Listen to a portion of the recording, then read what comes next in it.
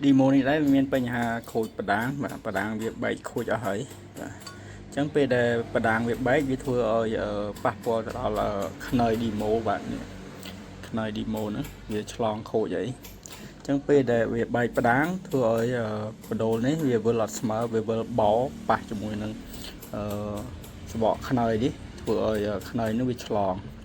thua rồi bùng xe plương nó chlong khối chẳng thua đi mô nó việc tầm nơi ca xạ đấy và chẳngបញ្ហាដែលវាបែកផ្ដាងនេះចឹងបើសិនជាបងប្អូនដែលប្រើឡានបងប្អូនកុំភ្លេចបាទចាប់អារម្មណ៍សង្កេតមើលផងបើសិនជាវាលន់ឬចេញពីម៉ាស៊ីនមួយយើងត្រូវតែឆែកមើលថាតើវាលន់ចេញពីកន្លែងណា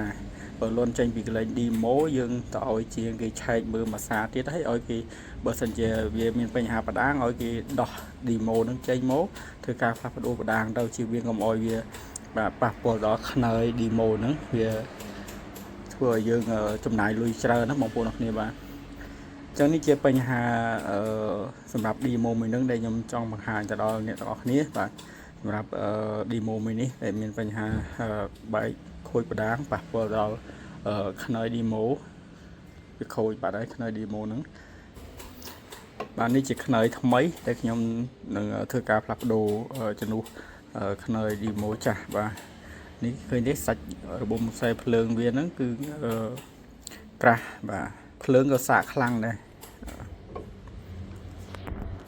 នេះអានេះរបបខ្សែភ្លើងមិនខ្នើយស៊ីនវាស្ដើងទេណាអញ្ចឹងភ្លើងវាខ្សោយអត់សូវខ្លាំងដូចអានេះទេអានេះខ្លាំងល្អសាកបានគ្រប់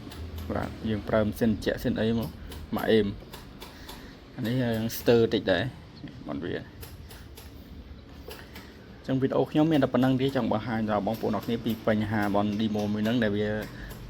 បែកផ្ដាងវាបណ្ដាលឲ្យខូចឆ្លងខ្នើយដែលធ្វើឲ្យsnow demo ហ្នឹងវាអត់ស្មើដល់ពេលវាបោទៅវាប៉ះជាមួយនឹងសបកខ្នើយ demo ហ្នឹងវាធ្វើឲ្យខ្នើយ demo ហ្នឹងវាឆ្លងខូចអញ្ចឹងខ្ញុំក៏ធ្វើការផ្លាស់ប្ដូរខ្នើយថ្មីខ្នើយនេះក៏មានលក់ដែរបងប្អូនអរគ្នាមានតម្រូវការអីចង់បានខ្ញុំដាក់ផ្ញើឲ្យបានណាបាទអញ្ចឹងវីដេអូខ្ញុំមានតែប៉ុណ្្នឹងទេចង់បង្ហាញដល់បងប្អូនអរគ្នាចាំជួបគ្នានៅ clip វីដេអូបន្តទៀតបាទ